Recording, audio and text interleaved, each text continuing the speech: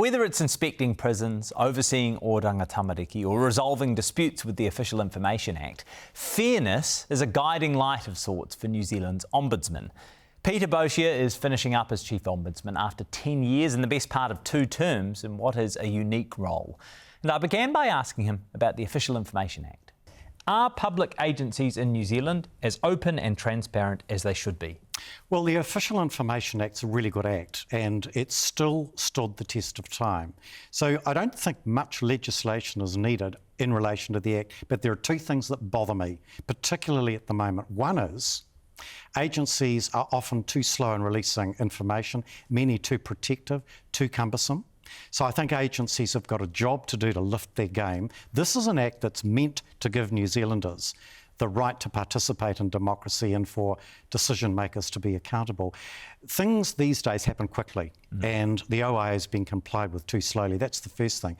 The second is some requesters, their requests too voluminous, not really made in the spirit of the Act, and it's slowing things down and I think compromising good compliance as well. So on both sides, I think things need to change. But you're not suggesting legislative changes or legislative reforms, you're suggesting kind of cultural changes or the application of the Act. I'm suggesting just that. However, one thing I want to throw onto the table is whether or not the penalties for non-compliance ought to be beefed up.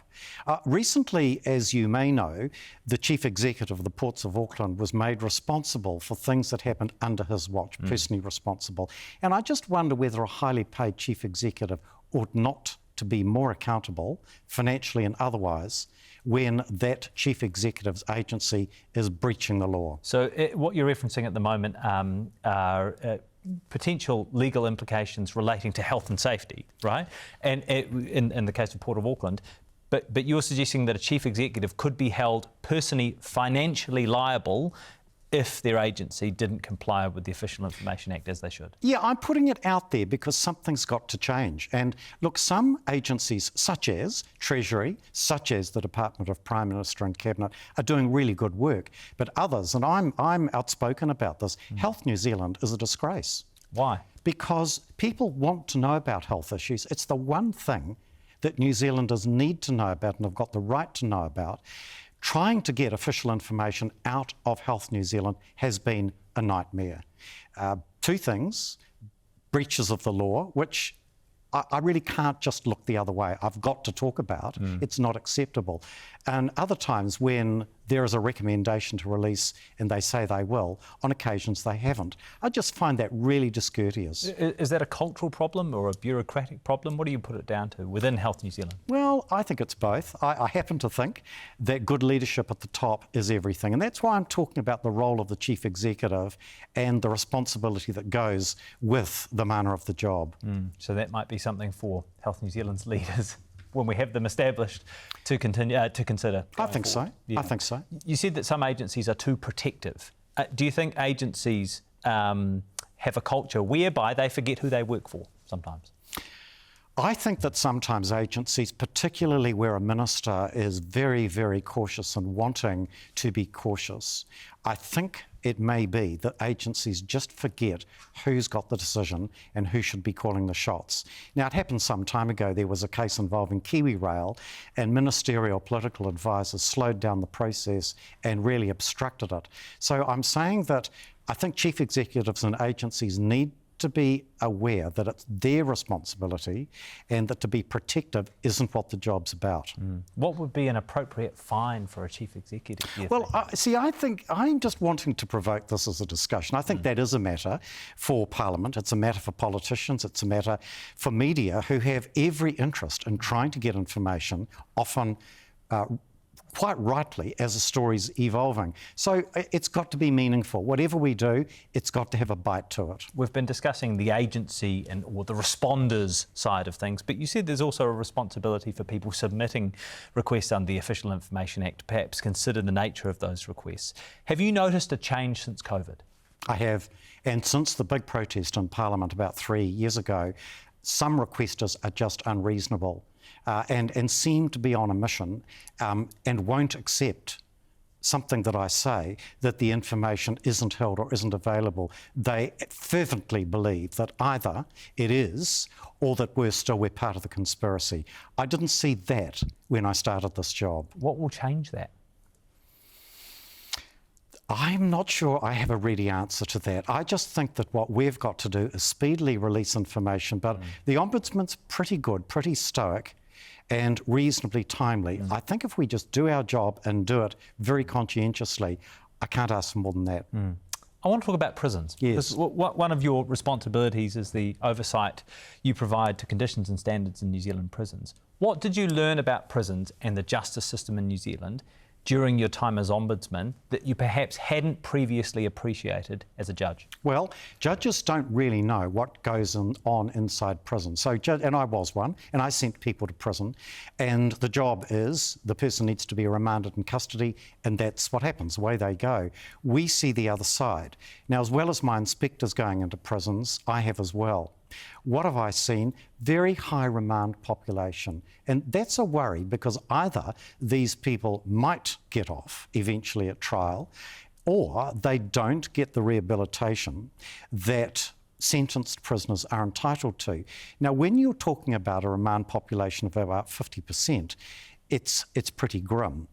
And look, I've been worried and I have been outspoken about it because I felt I had to be. During COVID, I could accept that prisoner rights should be compromised. In the cell 23 hours a day, well, we didn't want COVID spread and prison staff were off and away. Corrections have been incredibly slow to change since COVID, and I've been really concerned about the erosion of the rights prisoners have. It's not a matter of whether I want them to have them or not. They are there. I'm disappointed that corrections is glacial in the way it embraces change. Glacial? How so?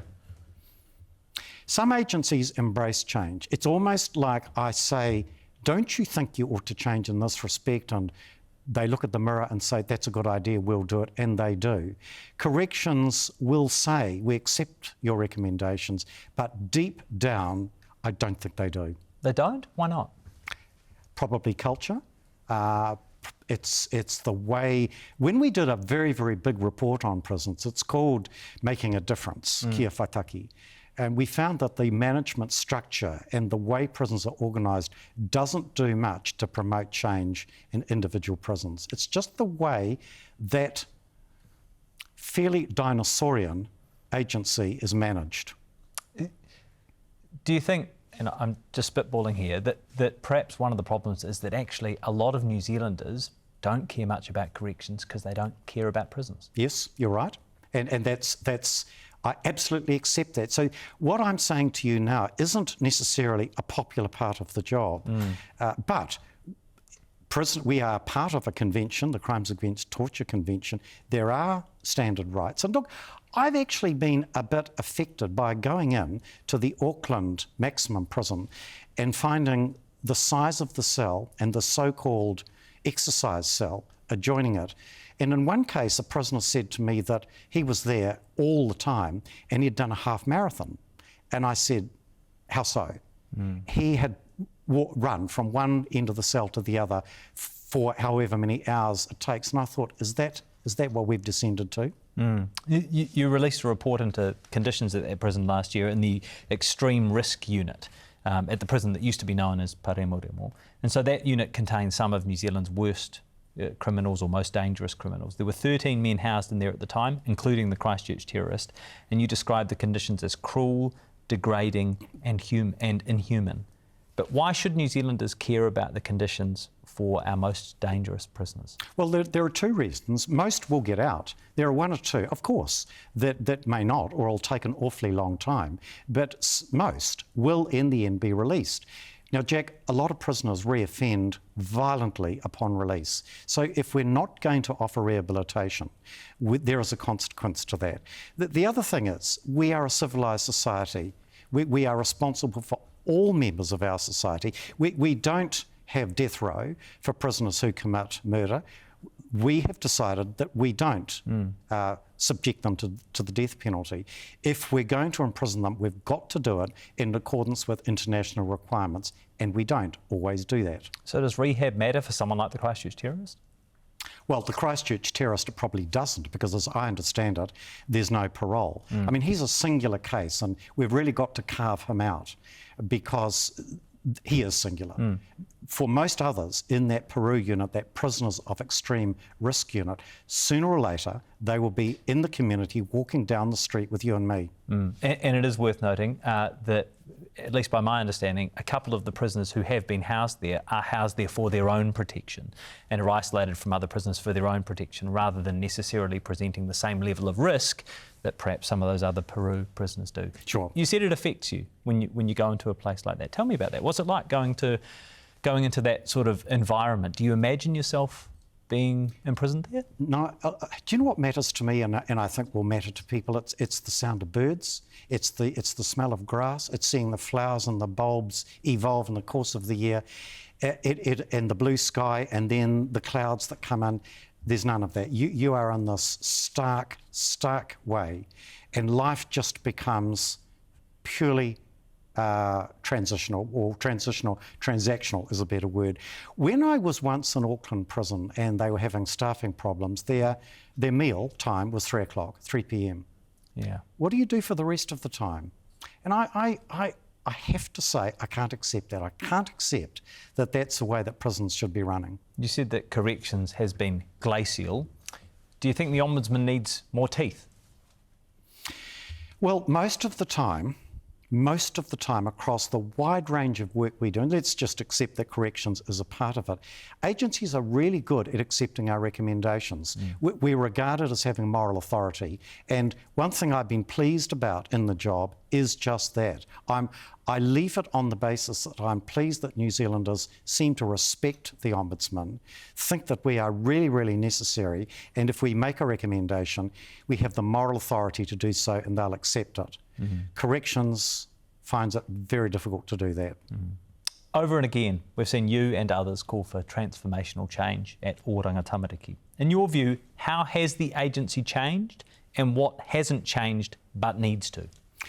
It's a troubled agency. I knew when I was a judge, and it was then called Child and Family Services, there were times when we were let down. So I knew as a practising judge, and social workers were before me and things didn't get done, I knew that it was far from perfect. In this job, what's happened is that Parliament decided to give the Ombudsman greater oversight and much more teeth, and furthermore to spread the net of who we could look at.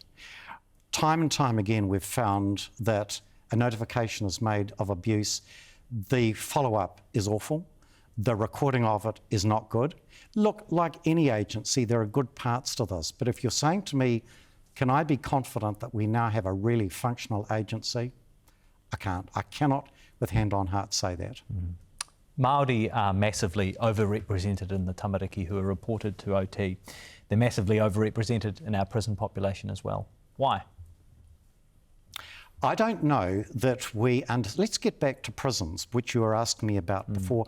Personally, I think that so much can hang on culture and so much can hang on what matters in life and what you could aspire to. If none of those things exist, then life doesn't have much apart from gang affiliations and exercising power and other things in that way. You're talking about purpose. I am. Yeah. And I happen to believe, and we've done a lot of this in our office, I happen to believe that Māori culture tikanga is at the heart of what could change things a lot.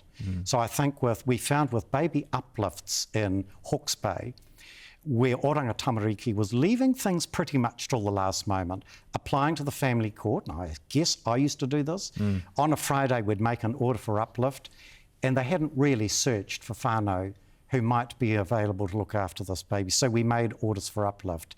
It really didn't pay respect at all to whānau, hapu and iwi that the Act actually requires. Do you think we'll ever see a day where the percentage of Māori in prisons and in Oranga Tamariki care will be comparable to the general population? I am ever the optimist, and I mean that. I have never once in this job stopped believing that we can be better. And I think the reason that I've liked the job is you can make a contribution to try and achieve that. I hope we are adding to that note of optimism. There's one other oversight function I wanted to ask you about. You have oversight responsibility for aged care facilities. Do New Zealanders treat older people well? They pretty much do. So during COVID, that's worth talking about, by the way. What were we going to do in COVID when we didn't want to introduce harm into aged care facilities and prisons and mental health units? Were we to insist that we go in, or would we flag it? And we decided in the end that if we couldn't go in, who could? Who would know whether your elderly aunt or parent was being well looked after and humanely looked after? In the large aged care report we released last week, we said a couple of things. Generally speaking, there are, just quickly, if I can say, 70,000 people in New Zealand live with dementia. 6,500 are in secure care because of their dementia. We have 266 facilities in New Zealand. So it's big. And of those in secure dementia care, we found the staff are conscientious. They really try to treat those people with dignity, but often there aren't enough staff. And nibbling around the edges of concerns to us, too much use of restraint. You talked before about what matters in life. A number of aged care facilities have courtyards where there is light and there are gardens, but the doors are locked and they can't get out into them. So what we've tried to do in that part of our work is to support, to thank the hard work that's been done, but to say, look, there are things that we'd like you to do better. When you reflect across your career, it's clear you have a real personal affinity for the Pacific. What drives that? Well, it's a number of things related to their joy of life, their culture. It's the fact that they are so entrenched in song, their dance. I've always found that, and their courtesy and their deference to things that are non-material. I think that's what's attracted me. I found it in all of the time that I've done to be a culture that's very much similar to Māori, but personally I found it alluring. Yeah, that's special. And I know you've had a whole range of special experiences and time in different Pacific countries. There was one experience I wanted to ask you about, though, a traumatic experience you experienced. In 2002, you were the victim of a terrible crime in Suva. Can you tell us about that? What happened and how did it change your outlook? Well, it was life-changing. So I'd been seconded by the government to do judicial training, and we were based in Suva. And in parts of Suva, you have barbed wire because it's subject to crime. We'd left a gate open. We were expecting someone to come. Instead, two people took the opportunity to come in and hold us up at knife point. So we were completely robbed of things that mattered. But towards the end, they took us into the kitchen, held knives at our stomach, and then said, "Take off your watch." It still affects me after all this time. And you don't know whether you're going to get through this. We knew that in Suva, they'd put duct tape around your mouth to keep you quiet. And if you were too lippy, you could be asphyxiated. And it just really, as you can see, it changed my attitude as to what victims feel when they're subject to crime. So after that, in court, when a lawyer would rigorously cross-examine a victim about what the assailant looked like, and I'd listen before this and wonder why they couldn't identify someone. Afterwards, I found that I was more interested in staying alive than working out what colour shirt they were wearing. Yeah, that's interesting, that you, despite having been in that judicial environment for years, sadly it took a first-hand experience of victimhood to actually know what many of the people who had stood before you had experienced themselves. Yes, and look, can I just say that in relation to what people experience, We decided after Cyclone Gabriel last year that we would get out on the road and talk to people, and it moved us. When we saw what they were putting up with, I would never have known that had I just stayed in my office in Wellington. But when, for instance, we went up the East Coast and saw the way people had to manage and been subjected to, it changed my way of thinking of what matters to New Zealanders and what we need to do to better serve people, particularly in outlying areas. So after you returned to New Zealand, you were the principal family court judge for 8 years, I think. How does one do a job like that without just getting really down on humanity? I think life is about, I don't want to get all philosophical with you. Please, no, do. We would love you to. I think life is about balance. I enjoyed the principal family court judge job. Why? Well, a judge is in a way a personality job. Yes, I think you've got to be a good lawyer. You've got to believe in what you do. But I enjoyed people. I enjoyed in the family court the work, because every so often you knew at the end of the day you'd fixed people up, you'd made a difference, their lives had moved on, and they needed the authority of a judge to do it. So for the most part, I found it was a very attractive job. It wasn't always when at the end of the year people hadn't sorted out their Christmas access arrangements, and just as one was hoping to see Christmas around the corner, one was working long hours to sort out some holiday arrangements for children. But I don't want to really detract from the major job of the family court, which is both protective and also a very intricate job in dividing things up at times when it's needed. You were forced to resign last year because of a provision in the Ombudsman Act that said you had to resign when you reached the age of 72. Would you have resigned if that provision didn't exist?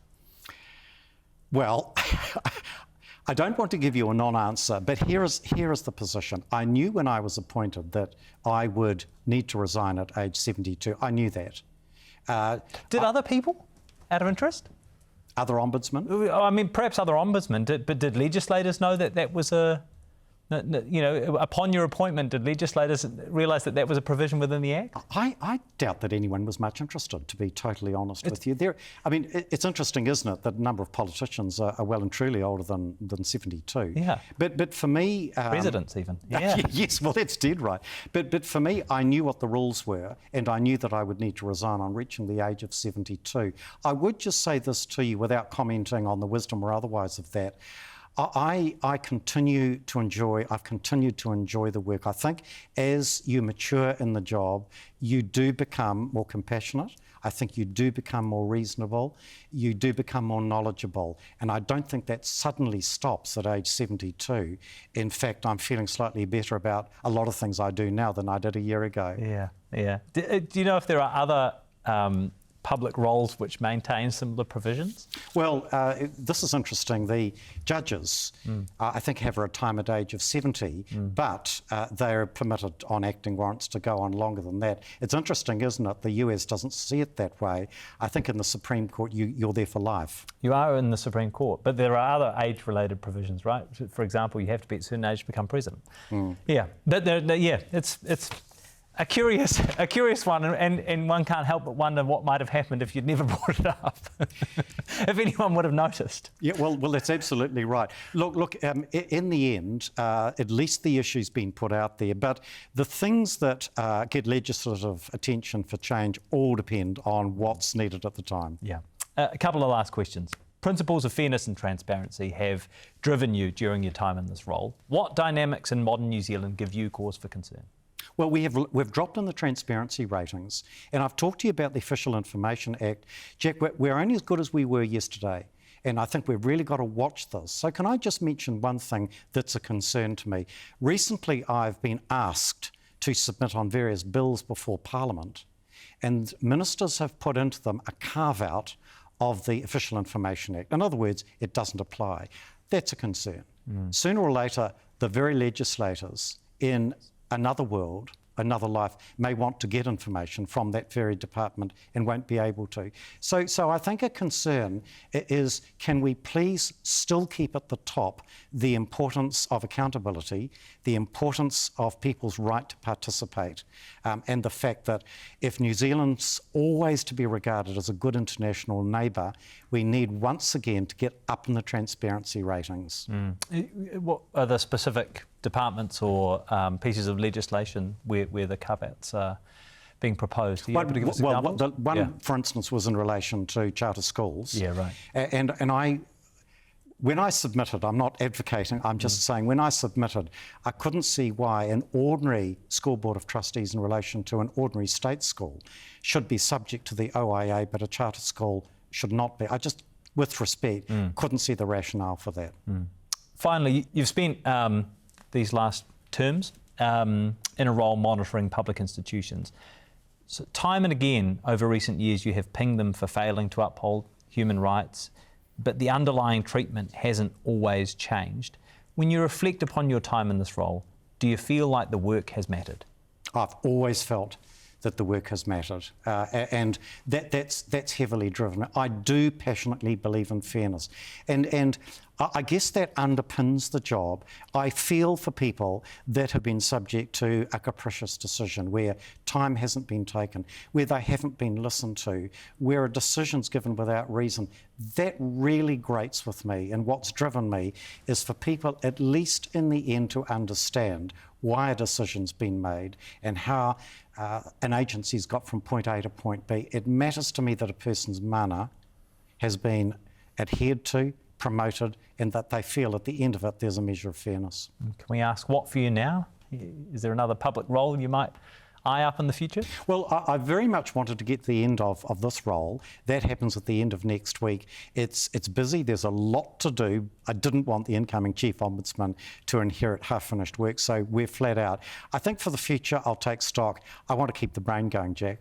That's outgoing Chief Ombudsman Peter Boshier. Now, in response to that interview, we sought comment from both Health New Zealand and Corrections. Health New Zealand said they accepted the Ombudsman's recommendations in a recent report and have already taken several actions in response. And Corrections said immediate safety and security must always be a priority, but they value robust, independent scrutiny and have made significant changes in response to issues identified by the Ombudsman.